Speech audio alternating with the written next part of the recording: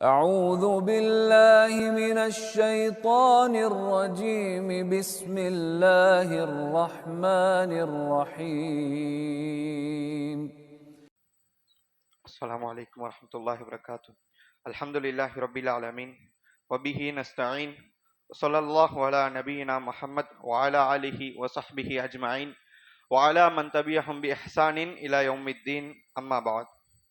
அன்பிற்குரிய அல்லாஹ் நல்லடியாளர்களே, அல்லாஹ் ரபுல் ஆலமீனோட மாபெரும் கிருபையை கொண்டு இன்று தராவி தொழுகையில் 10வது ஜுஸில் இருந்து ஆரம்பம் செய்யப்பட்டு 11வது ஜுஸுடைய ஆரம்பத்தில் முடிக்கப்பட்டது.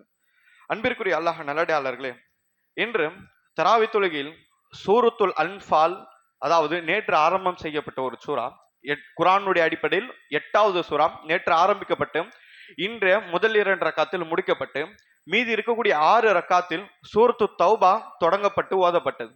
அன்பிற்குரிய அல்லாஹ் நல்லடியாளர்களே, சூரத்துல் அன்ஃபால் மற்றும் தௌபா 2 சூறாக்களில் அல்லாஹ் ரப்புல் ஆலமீன் பொதுவாகவே போர் சம்பந்தமான விஷயங்களை பற்றி நிறைய பேசுகிறான்.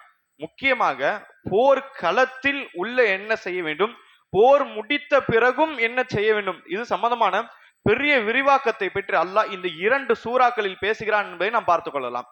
குறிப்பாக அல்லாஹ் ரபுல்லான் சூரத்து அன்ஃபாலில் அல்லாஹ் ரபுல்லான் ஆரம்பிப்பது பத்ருடைய யுத்தத்தை கொண்டுதான் அல்லாஹ் ஆரம்பிக்கிறான். ஏன் பத்ருடைய யுத்தத்தை கொண்டு ஆரம்பிக்கிறான் என்றால், இஸ்லாமிய வரலாற்றில் முதலாவது நடந்த போர் பத்ருடைய யுத்த களம். எனவே இந்த பத்ருடைய யுத்த களத்தில் என்னெல்லாம் தவறுகள் நேர்ந்தப்பட்டதோ அதுவெல்லாம் ஒரு பாடமாக அல்லாஹ் ரபுல்லான் ஆரம்பிக்கப்பட்டு சூரத்துல் அன்ஃபாலில் மிக பெரிய பகுதி அல்லாஹ் ரபுல்லான் சூரத்துல் பத்ரை பற்றி, அதாவது பத்ருடைய யுத்தத்தை பற்றி நிறைய விஷயம் பேசுகிறான் என்பதை பார்க்க முடிகிறது. அதற்கு பிறகாக சூரா அத்தௌபா தொடங்கப்பட்டது. அத்தௌபா என்று சொன்னால் பாவ மன்னிப்பு என்ற அர்த்தம் இருக்கிறது, நமக்கெல்லாம் தெரியும். ஏன் இந்த சூறாவுக்கு பாவ மன்னிப்பு என்ற பெயர் வந்தது, தௌபா என்ற பெயர் வந்தது என்று பார்த்தோம்னால், இந்த சூறாவுடைய ஆரம்பத்தில் முஷ்ரிக்கீன்கள் தௌபா செய்யுமாறு அல்லாஹ் சொல்லி காண்பிக்கிறான். மேலும் இந்த சூறாவுடைய கடைசியில் பார்த்தோமானால், கடைசி 20 வசனத்துக்குள் பார்த்தோமானால் தபூக்குடைய யுத்தம் எப்படி நடந்தது, இஸ்லாமிய வரலாற்றுடைய கடைசி யுத்தம் 9வது ஹிஜ்ரியில் ரசூலா மரணிப்பதற்கு 1.5 வருடத்திற்கு முன்னால் நடந்தது தபூக்குடைய யுத்தம். இந்த தபூக்குடைய யுத்தத்தில் 3 சஹாபிகள் அவர்கள் பங்கு பெறவில்லை. அதாவது அவர்களுக்கு உரிய காரணம் கிடையாது, உரிய காரணம் இல்லாமல் அவர்கள் பங்கு பெறவில்லை. உரிய காரணம் என்றால் அல்லாஹ்வுடைய தூதர் மன்னித்திருப்பார்கள். ஆனால் உரிய காரணம் இல்லாமல் 3 சஹாபா பெருமக்கள் இந்த போரில் வரவில்லை. இவர்களோடு சேர்ந்து சில முனாஃபிக்கின்களும் வரவில்லை. ஆனால் அவர்களை அல்லாஹ்வுடைய தூதர் மன்னித்து விட்டார்கள். ஏன், இந்த முனாஃபிக்கின் தண்டனை மறுமையில் அல்லாஹ் கொடுப்பான். ஆனால் இந்த சஹாபாக்கள் உண்மையானவர்கள், இந்த சஹாபாக்கள் ஒப்புக்கொண்டார்கள் நாங்கள் வரவில்லை என்று. காப் பின் மாலிக், ஹிலால் பின் உமையா, ரபி ஒரு நிமிடம் காப் பின் மாலிக், ஹிலால் பின் உமையா, முராரா பின் ரபி என்று சொல்லக்கூடிய 3 சஹாபா பெருமக்கள் இந்த போரில் கலந்துவில்லை. ஆனால் முனாஃபிகன் பொய் சொன்னார்கள். அதாவது ஏன் கலந்துக்கவில்லை என்று பொய்க்காரங்களே சொன்னார்கள். அல்லாஹ்வுடைய தூதர் மன்னித்து விட்டார்கள். இந்த 3 சஹாபா பெருமக்கள் ஏன் போருக்கு வரவில்லை என்பதற்காக உண்மையை பேசினார்கள். உண்மையை பேசிய பிறகு அல்லாஹ் தரப்பிலிருந்து வஹி அளிக்கப்பட்டது. 50 நாட்கள் அளவிற்கு இவரிடத்தில் பேசக்கூடாது என்பதற்கான வஹி அளிக்கப்பட்டது. அதுவும் இல்லாமல் இந்த சூறாவுடைய கடைசி பகுதியில் பார்க்கலாம், பிறகு 50 நாட்கள் எந்த சஹாபா பெருமக்களும் ரசூலுல்லாஹ் இடத்தில் பேசவில்லை. இன்னும் கடைசி 10 நாட்கள் இவருடைய குடும்பத்தாரும் பேசவில்லை என்ற வரலாற்றம் பார்க்கப்பட்டு கடைசியில் இவருடைய தௌபாவை அல்லாஹ் குபூல் செய்கிறான். இவருடைய பாவ மன்னிப்பை, போருக்கு வராத காரணத்தை அல்லாஹ் எடுத்து முறையிட்டு அந்த பாவ மன்னிப்பு கேட்டார்களே, அந்த பாவ மன்னிப்பை அல்லாஹ் ஏற்றுக்கொண்டு இவர்களை மன்னித்து விட்டான். 50 நாட்களுக்கு பிறகு அல்லாஹ் மன்னித்து விட்டான். இந்த மன்னிக்கக்கூடிய வசனங்கள் எல்லாம் இந்த வருகிறது. எனவே இவருடைய தௌபா ஏற்றுக்கொண்டதின் காரணமாக இந்த சூறாவுக்கு சூரா தௌபா வைக்கப்பட்டது என்பதை பார்க்க முடிகிறது.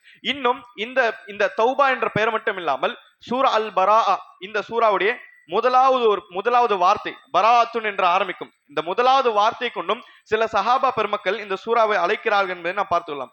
அன்பிற்குரிய அல்லாஹ் நல்லடியார்களே, சூரா தௌபாவில் நாம் பார்த்தோம் 113 சூறாக்களில் இல்லாத நிறைய படிப்பினைகளை அல்லாஹ் சூரா தௌபாவில் பார்க்கிறான். நாம் பார்த்தோம் சலஃபு சாலிஹீன்கள், குறிப்பாக முஃபஸ்ஸிரீன்களுடைய வகுப்பில் நாம் பார்க்கலாம் கணக்கில் இருக்கும். பிற சூறாக்கெல்லாம் நாள் கணக்கில் தான் இருக்கும். ஆனால் சூரா தௌபாவுடைய பாடம் மட்டும் வார கணக்கில் நடத்துவார்கள். ஏன், படிப்பினைகள் நிறைந்த ஒரு சூறா. நிச்சயமாக இந்த சூறா அவ்வளவு எளிமையான ஒரு சூறா. அதாவது தமிழாக்கத்தை எடுத்து நாம் அனைவரும் படிக்க வேண்டும். நம் அனைவருக்கும் புரியக்கூடிய வகையில் அல்லாஹ் ரப்பல் நிறைய விஷயத்தை பேசுகிறான் என்பதை பார்த்துக் கொள்ளலாம். குறிப்பாக நமக்கெல்லாம் தெரிந்த விஷயம், சூரா தௌபா பிஸ்மில்லாவை கொண்டு இறங்கவில்லை. மீதி இருக்கக்கூடிய 113 சூறாக்கள் இறங்கும் பொழுது ஆரம்பத்தில் பிஸ்மில்லாவுடன் சேர்ந்தா இறங்கும். பிஸ்மில்லாஹிர் ரஹ்மான் இரஹீம் என்ற வார்த்தையுடன் சேர்ந்துதான் இறக்கும். ரசூல்லா சொல்ல இந்த பிஸ்மில்லாவை போட்டுதான் 113 சூறாக்களையும் சஹாபாக்கள் எழுதினார்கள். அப்படிதான் மனப்பாடம் செய்தார்கள். இதனால் தான் இந்த சூரா ஆரம்பிக்கும் பொழுது பிஸ்மில்லா சொல்லிதான் ஆரம்பிக்கணும். இதுதான் கட்டளை. ஆனால் சூரா தௌபா பிஸ்மில்லாவுடன் சேர்ந்து இறங்கவில்லை. பிஸ்மில்லா இல்லாமல் அப்படியே இந்த சூரா இறங்கப்பட்டது என்பதை பார்த்துள்ளோம். இதற்கு ஏன் பொதுவாகவே ஒரு கருத்து உம்மத்தின் மத்தியில் புலம்பிக் கொண்டிருக்கிறது. என்னவென்றால், இந்த சூரா தௌபாவுடைய ஆரம்பம் அல்லாஹ் ரப்பல் ஆலமீன் கடுமையான வார்த்தைகளால் பேசுகிறான். என்ன வார்த்தை? பராஅத்தும் மினல்லாஹி வ ரசூலி. அல்லாஹ்வும் அல்லாஹ்வுடைய தூதரும் விளங்கி கொண்டார்கள். யாரிடத்திலிருந்து? இந்த முஷ்ரிக்கீன்களுக்கு விளங்கி கொண்டார்கள். அல்லாஹ்வும் அல்லாஹ்வுடைய தூதருக்கும் இணை வைப்பாளருக்கும் சம்பந்தமே கிடையாது என்று ஒரு கடினமான சொற்க அல்லாஹ் ஆரம்பிக்கிறான். இப்படி அல்லாஹ் கடினமாக பேசுகிறான். எனவே அல்லாஹ்வுடைய கோபம் ஒரு பக்கம், இன்னொரு பக்கம் பிஸ்மில்லா என்ன இருக்கிறது? அல்லாஹ் இறக்க கொண்டவன், அல்லாஹ் அதிகம் மன்னிப்பவன், இப்படிப்பட்ட வாசகங்கள் பிஸ்மில்லாவில் இருக்கிறது. ஒரு பக்கம் அல்லாஹ்வுடைய கருணை, இன்னொரு பக்கம் அல்லாஹ்வுடைய கோபம். இது இரண்டும் சேரக்கூடாது என்ற அடிப்படையில் அல்லாஹ் பிஸ்மில்லா இல்லாமல் இந்த சூரா இறக்கினான் என்ற ஒரு கருத்து இருக்கிறது. இதற்கு ஹதீஸுடைய அடிப்படையிலும் சஹாபாக்களுடைய வாழ்க்கையுடைய நெறிமுறைகளும் எந்த விஷயம் ஆதாரமாக கிடைக்கப்படவில்லை. ஆதாரமாக கிடைக்காத ஒரு விஷயத்தை நாம் நம்முடைய வாழ்க்கையில் சொல்லாமல் இருப்பதுதான் சிறந்தது என்பதை பார்க்க முடியுது. ஏன் பிஸ்மில்லா இறக்கவில்லை என்பதை பார்த்தோமானால், அன்பிற்குரிய அல்லாஹ் நல்லடியார்களே, அதாவது இதற்கு முன்னால் சொல்லப்பட்டது சூரத்துல் அன்ஃபால். சூரத்துல் அன்ஃபால் முழுவதுமாகவே போருடைய விஷயங்கள் தான் இறக்கப்பட்டது. போருடைய விஷயங்கள் எல்லாம் சொல்லப்பட்டு இதற்கு பின்னால் இந்த சூரா தௌபா ஆரம்பிக்கப்படும் பொழுதும் இதிலும் போருடைய நிறைய விஷயங்கள் தான் சொல்லப்பட்டிருக்கிறது. எனவே சில அறிவிப்புகள் அடிப்படையில் சூரா அன்ஃபால் இறங்கியது உடனே சூரா தௌபாவை பற்றி சொல்லப்பட்ட பின்பு அல்லாஹ்வுடைய தூதர் அவர்கள் பிஸ்மில்லா இல்லாமல் சொன்னார்கள். அதன் அடிப்படையில் சஹாபாக்கள் எழுதினார்கள். எனவே இது மறைமுகமான ஒரு கட்டளை. இந்த கட்டளைக்கு பின்னால் ஆணித்தனமான ஆதாரம் எதுவும் கிடையாது. எனவே பிஸ்மில்லா இல்லாமல் இறக்கப்பட்ட காரணமாக நாமும் பிஸ்மில்லா இல்லாமல் தான் ஓத வேண்டும் என்று பார்த்துள்ளோம். இதை விட்டு, அதாவது இந்த சூரா தௌபாவில் பிஸ்மில்லா இல்லாமல் இறக்கப்பட்டால் இதனை தாண்டி 113 வசனங்களும் பிஸ்மில்லா இருக்கிற என்ற அர்த்தம் தான், என்ற ஒரு பொதுவான அர்த்தம் தான் வரும். ஆனால் குரானில் 114 பிஸ்மில்லாக்கள் இருக்கிறது. நார்மலாக பார்த்தோம்னால் சூரா தௌபாவில் பிஸ்மில்லா கிடையாது. இதை விட்டால் 113 சூறாவில் பிஸ்மில்லா இருக்கிறது. அப்படி என்றால் குரானில் 113 பிஸ்மில்லா தான் இருக்க வேண்டும். ஆனால் 114 பிஸ்மில்லாவே அல்லாஹ் குரானில் சொல்கிறான். எப்படி? சூரா அன்-நம்லில் பார்த்தோம்னால் சூரா அன்-நம்லில் 2 பிஸ்மில்லாக்கள் இருக்கிறது. முதலாவதாக இந்த சூரா அன்-நம்ல் ஆரம்பிக்கும் பொழுது அல்லாஹ் பிஸ்மில்லாவுடன் ஆரம்பிப்பான். இரண்டாவதாக சூரத்து நம்லில் சுலைமான் அலைஹிஸ்ஸலாம் வரலாறுலாம் வரும் பொழுது அந்த இடத்து சுலைமான் அலைஹிஸ்ஸலாம், அதாவது ஒரு பெண் அரசிக்கு சுலைமான் அலைஹிஸ்ஸலாம் ஒரு கடிதத்தை எழுதியார்கள். அந்த கடிதம் ஆரம்பிக்கும் பொழுது அது பிஸ்மில்லா கொண்டு ஆரம்பிப்பார்கள்.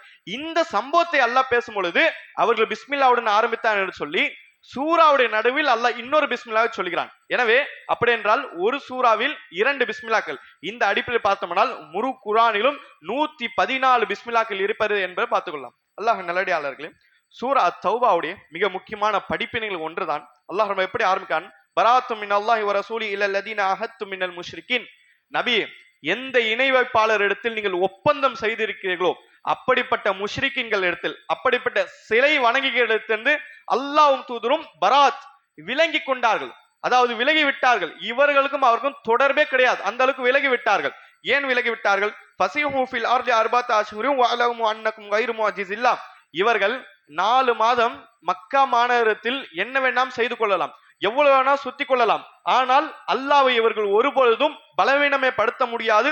வன்னல்லாஹ் முஹ்ஸில் காஃபிரின். நிச்சயமாக அல்லாஹ் காஃபிர்களை தோற்கடிப்பவனாக இருக்கிறான் என்பதை அல்லாஹ் ரப்பல் ஆலமீன் தொடர்ந்து பேசுகிறான். அதாவது விஷயம் என்னவென்றால், ஹிஜ்ரி 8ஆம் ஆண்டு மக்கா மாநகரம் வெல்லப்பட்டது.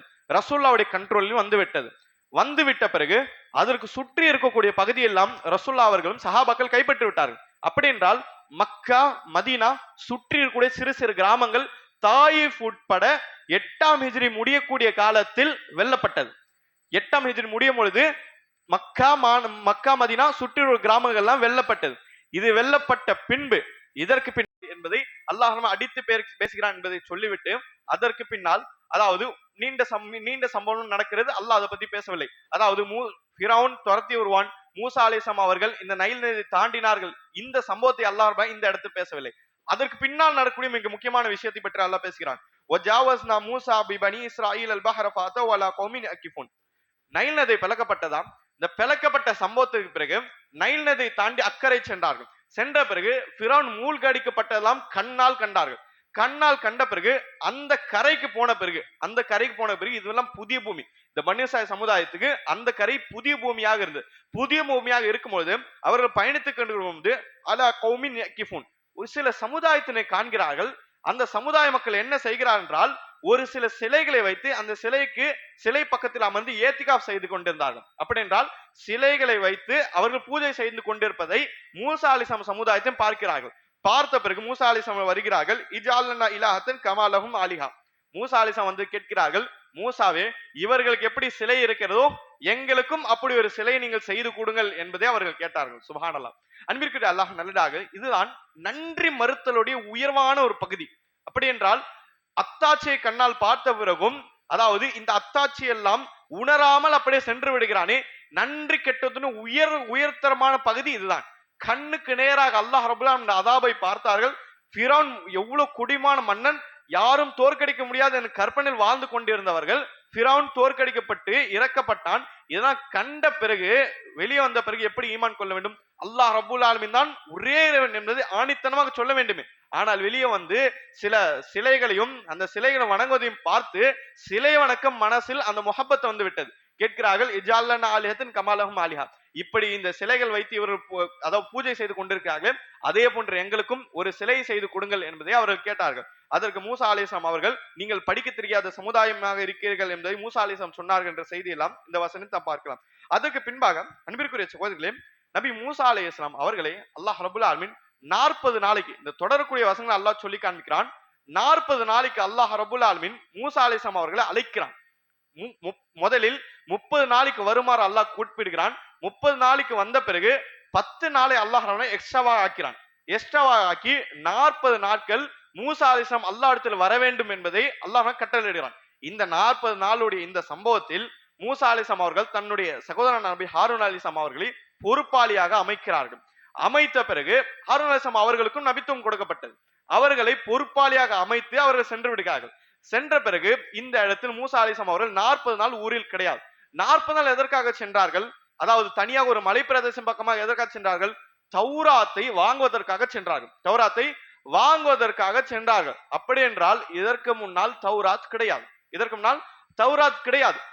முன்னால் தௌராத் கிடையாது என்றால் அவர்கள் பேசியதெல்லாம் ஹதீஸாக காட்டப்பட்டது. அவர்கள் பேசியது ஹதீஸாக. நம்முடைய மார்க்கத்துடைய 2 சோர்ஸ் என்ன? குர்ஆன், ஹதீஸ். அல்லாஹ்வுடைய வார்த்தைகளும் ஹதீஸ் என்று சொல்லக்கூடிய ரசூலுடைய வாழ்க்கை வழிமுறையும். இப்படிதான் மூசா அலைஹிஸ்ஸலாம் அவர்களுக்கு தௌராத் கொடுக்கப்பட்டது. இது இறை வேதம், இறைவனுடைய வார்த்தைகள். இதற்கு முன்னால் ஃபிரௌனிடத்தில் பேசியதும் ஃபிரௌனிடத்தில் போட்டியிட்டதும் அந்த சூனியக்காரர் தோற்கடித்தது, இது எல்லாமே மூசா அலைஹிஸ்ஸலாம் அவருடைய ஹதீஸாக, மூசா அலைஹிஸ்ஸலாம் வாழ்க்கை வழிமுறையாக பார்க்கப்படுகிறது. எனவே யூதர்களுக்கும் தௌராத் மீதும் மூசா அலைஹிஸ்ஸலாம் அவருடைய வாழ்க்கையான இந்த ஹதீஸின் மீதும் ஈமான் கொள்வதும் கட்டாய கடமையாக இருக்கு. இது ஏன் நாம் சொல்கிறோம் என்றால், ஃபிரௌன் இருந்தானே, ஃபிரௌன் ஏன் மூழ்கடிக்கப்பட்டான்? மூசா அலைஹிஸ்ஸலாம் அவருடைய ஹதீஸுக்கு, அதாவது மூசா அலைஹிஸ்ஸலாம் அவருடைய வார்த்தைக்கு மாறு செய்தான். அப்படி என்றால் மூசா அலைஹிஸ்ஸலாம் அவருடைய ஹதீஸுக்கு மாறு செய்தான். ஒரு நபியுடைய ஹதீஸுக்கு, ஒரு நபியுடைய வார்த்தைக்கு மாறு செய்ததன் காரணமாக மூழ்கடிக்கப்பட்டான் என்றால் அதை விட பன்மடங்கு அந்தஸ்து ரசூலுல்லாஹி ஸல்லல்லாஹு அலைஹி வஸல்லம் வார்த்தைகளுக்கு கிடைக்கிறது. இன்று குர்ஆனுடைய அல்லாஹ்வுடைய வார்த்தை என்று சொன்னால் அல்ஹம்துலில்லாஹ் நம்ம இடத்துல ஒரு ஈமான் பிறக்கிறது. அதே இன்னொரு பக்கத்தில் ஹதீஸ் என்று சொல்லிவிட்டால் சில நபர்கள் மத்தியில் ஹதீஸ் தானே என சொல்லக்கூடிய ஒரு தரை குறைவான ஒரு சூழலை காண்பிக்கிறோம். அன்பிற்குரிய அல்லாஹ் நல்ல அப்படி கிடையாது. இரண்டும் ஒரே சரிசமமாக தான் நம்முடைய வாழ்க்கையில் பயணிக்க வேண்டும். குர்ஆன் அல்லாஹ்வுடைய வார்த்தைகள், அதே போன்று ஹதீஸும் அல்லாஹ்வுடைய கட்டளைப்படி நடக்கிறது என்பதை ஈமான் கொள்ளும் வரை ஒரு மனிதனுடைய ஈமான் முழுமை பெறாது என்பதை நாம் பார்த்துள்ளோம். இன்னும் 40 நாட்கள் நபி மூசா அலைஹிஸ்ஸலாம் அவர்கள் சென்றார்கள். சென்ற பிறகு மூசா அலைஹிஸ்ஸலாம் அவர்கள் தௌராத்துடைய சில ஏடுகளை கொண்டு வந்தார்கள். ஏடுகளை கொண்டு வந்த பிறகு அந்த ஏடுகள் எல்லாம் கையில் வைத்து ஊரில் நுழைந்தார்கள். ஊரில் நுழைந்து பார்த்த பிறகு பார்க்கப்படுகிறது, அதாவது ஒரு கண்ணுக்குட்டி இருக்கிறது. அந்த கண்ணுக்குட்டி இவர்கள் எப்படி செய்திருக்கிறார் என்றால், அவர்களுடைய தங்க நகைகளை உருக்கி, அந்த நகைகளை உருக்கி அது ஒரு கண்ணுக்குட்டி சிலை போன்று உருவாக்கி இருக்கிறார்கள். அல்லாஹ் குர்ஆனில் சொல்வது போன்று அந்த கண்ணுக்குட்டி சிலையிலிருந்து சில சப்தங்களும் வருகிறது என்பதை அல்லாஹ் குர்ஆனில் சொல்கிறான். ஆக மொத்தம் இந்த கண்ணுக்குட்டி சிலையை அவர்கள் சஜிதா செய்ய தொடங்கினார்கள். அதாவது சில அறிவிப்பில் நாம் பார்க்கலாம், அந்த கண்ணுக்குட்டியை செய்ய சொன்னதே ஹாரூன் அலைஹிஸ்ஸலாம் என்று சொல்லி ஹாரூன் அலைஹிஸ்ஸலாம் மீது இவர்கள் பழி போட்டார்கள் என்பதையும் நாம் பார்க்கலாம். மேலும் மூசா அலைஹிஸ்ஸலாம் அவர்கள் பார்க்கிறார்கள். பார்த்த பின்னு கத்பான ஆசிஃபா, கடுமையான ஒரு கோபத்தை கொண்டார்கள். கோபத்தை கொண்ட பிறகு நபி மூசா அலைஹிஸ்ஸலாம் அவர்கள் திரும்பவும் அவர்கள் தாவத் செய்கிறார் என்ற சம்பவத்திலாம் நீண்ட சம்பவத்தை நாம் பார்க்கலாம். அன்பிற்குரிய அல்லாஹ் நல்லடியார்கள், இதுவெல்லாம் இன்று ஓதப்பட்ட சம்பவம் பார்க்கப்படுகிறது. இத்துடன் அதற்கு பின்பாக சில கட்டளைகள் எல்லாம் அல்லாஹ் பேசி சூரத்துல் ஆராஃப் என்பது முடியப்படுகிறது. சூரத்துல் ஆராஃப் முடிந்த பிறகு அதாவது ஆராஃப்க்கும் அடுத்தது அன்பால், இந்த இரண்டு சூறாக்களுக்கும் எப்படி ஒரு தொடர்பை நாம் பார்க்கலாம். என்ன தொடர்பு என்று தெரியுமா? எந்த இடத்தில் நல் வழியிலிருந்து தடுக்கக்கூடிய இரண்டு விஷயத்தை அல்லாஹ் பேசுகிறான். முதலாவது, நல்ல வழியிலிருந்து தடுக்கக்கூடிய ஒரு விஷயம் செல்வம் என்பதை நாம் பார்த்தோம். முந்தைய சமுதாயத்தில் இருந்தவர்கள் செல்வந்தர் பேசினார் என்ற சம்பவத்தை பார்த்தோம். இந்த அதாவது நல்ல வழியிலிருந்து நாம் செல்லக்கூடிய நல்ல வழியிலிருந்து தடுக்கக்கூடிய இரண்டாவது விஷயம் என்னவென்றால் நம்முடைய மன இச்சை. நம்முடைய மன இச்சை, அதை பற்றி தான் அல்லாஹ் ரஹ்மான் சூரத்துல் அன்பாலில் பேசுகிறான். சூரத்துல் அன்பால் என்று சொன்னால் உபரியான விஷயம். நாம் சொல்லுவோமே நஃபீல் தொழுகை என்று சொல்லுவோமே.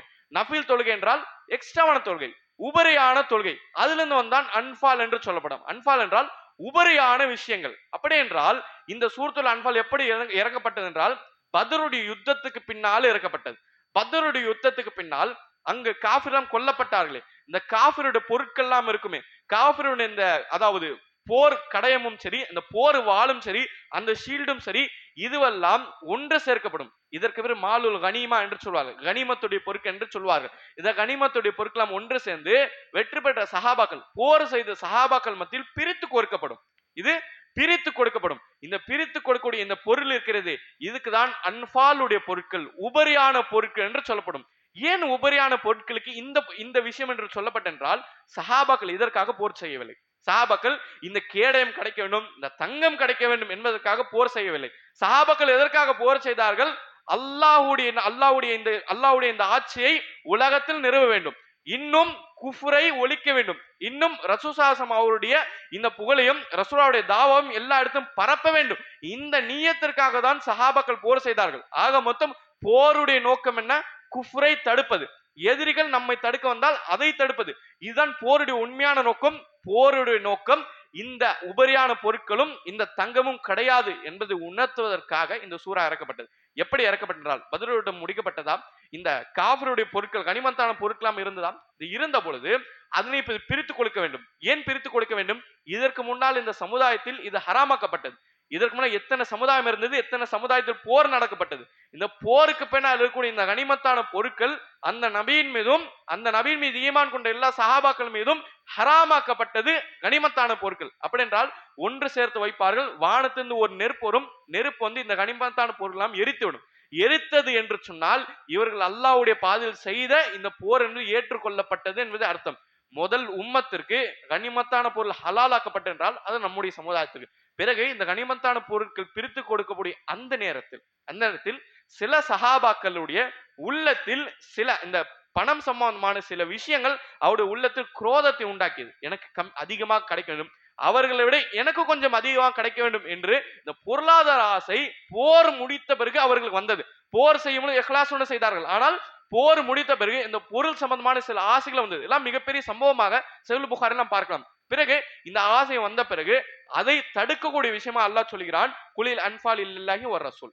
நபியே நீங்கள் சொல்லுங்கள், எஸ் அலூனுக்கு அனின் அன்பால், இந்த உபரியான விஷயம் இந்த தங்கம் பற்றிலாம் அவர்கள் கேட்கிறார்கள். குலில் அன்பால் இல்லல்லாஹி வ ரசூல், இந்த உபரியான இந்த தங்கம் எல்லாம் அல்லாஹ்வுக்கும் ரசூலுக்கும் சொந்தம். ஃபத்தகுல்லாஹ், நீங்கள் அல்லாஹ்வை பயந்து கொள்ளுங்கள். எதில் பயந்து கொள்ளுங்கள்? இந்த செல்வத்தில் பயந்து கொள்ளுங்கள். இந்த செல்வத்திற்காகவும் இந்த உபரியான விஷயத்திற்காக நீங்கள் போர் செய்யவில்லை. நீங்கள் போர் செய்து அல்லாஹ்வும் அல்லாஹ்வுடைய ரசூலுக்காகவும், இதற்காக நீங்கள் ஒருபொழுதும் போர் செய்யவில்லை. ஃபத்தகுல்லாஹ், இந்த தங்கத்தில் நீங்கள் அல்லாஹ்வை பயந்து கொள்ளுங்கள், இந்த செல்வத்தில் அல்லாஹ்வை பயந்து கொள்ளுங்கள் என்று சொல்லி அல்லாஹ் ரப்பல் ஆலமீன் ஒரு பாடத்தை நமக்கு சொல்லித் தருகிறார். ஆக மொத்தம் சூரத்துல் ஆராஃபில் நமக்கு தெரிய வருகிறது என்றால் ஹிதாயத், ஒரு மனிதன் நல்ல விஷயத்தை வருகிறான் என்றால் அவனை தடுக்கக்கூடிய மிக முதலாவது விஷயம் அவனுடைய செல்வம்.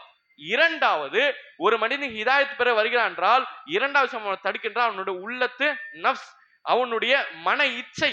மனம் போகும் போக்கில் ஒருவன் வாழ்ந்தால் ஒருபோதும் அவனை ஹிதாயத்தை பெற முடியாது. இதைதான் அல்லாஹ் குர்ஆன் சொல்கிறான், அரைத்த மனித்தகத இலாஹு ஹவா, மன இச்சை கடவுளாக்கி கொண்ட ஒரு மனிதனை நபியை நீ காணவில்லையா என்பதை இந்த மக்கத்து காஃபிர்களை பார்த்து அல்லாஹ் கேட்கிறான். மக்காவுடைய காஃபிர்கள் மனம் போகும் போக்கில் வாழ்ந்தார்கள். யாரை கற்பழிக்க வேண்டுமோ கற்பழித்தார்கள். சின்ன சிசுக்களை கொல்ல வேண்டுமா கொண்டார்கள். எத்தீன்களுடைய காசை கொள்ளையடிக்க வேண்டுமா கொள்ளையடித்தார்கள். மனம் எப்படி போகிறது அப்படி மிருகத்து போன்று வாழ்ந்து கொண்டிருந்தார்கள். அவர்கள் பற்றி அல்லாஹ் கேட்கிறான், மன இச்சையை கடவுளாக்கி கொண்ட மனிதன் நபியை நீ காணவில்லையா என்று அல்லாஹ் குர்ஆனில் சொல்கிறான். ஆக மொத்தம் இந்த செல்வமும் மன இச்சை இது இரண்டும் ஒரு இடத்தில் கலந்து கொண்டால் அந்த ஈமான் பாதிப்புள்ளாகும் என்பதை இந்த இப்படிப்பட்ட சூறாக்களை நாம் பார்த்து கொள்ளலாம். அல்லாஹ் ரபுல் ஆலமீன் இன்னும் வரக்கூடிய காலையில் நிறைய விதமான படிப்பினை பெறக்கூடிய பாக்கியத்தை அல்லாஹ் ரஹ்மான் நம்ம அனைவரும் நசீப் செய்வானாக. வாஹிர் தவானா அல்ஹம்துலில்லாஹி ரப்பில் ஆலமீன்.